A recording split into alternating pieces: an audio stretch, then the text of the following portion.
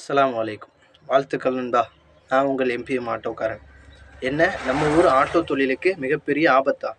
Auto தொழிலையே அழிக்கக்கூடிய மிகப்பெரிய யமன் நம்ம ஊருக்கா? யார் அது?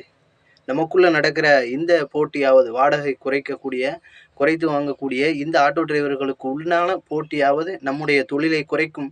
பட் தொழிலை அழிக்காது. ஆனால் இந்த யமனானது, இந்த விஷமானது நம்ம தொழிலையே அழிச்சிருமா? அது என்ன விஷயம்? என்ன? யார் அது? எந்த யமன் என்பதை நம்ம முழு விளக்கமாக நம்மளுடைய அந்த ஆட்டோ தொழிலையே அழிக்கக்கூடிய ஒரு யமனா நம்ம ஊருக்குள்ள ஒரு விஷயம் இறங்கியிருக்கு. அது என்ன விஷயம்? என்ன விஷம்? யார் அந்த யமன்?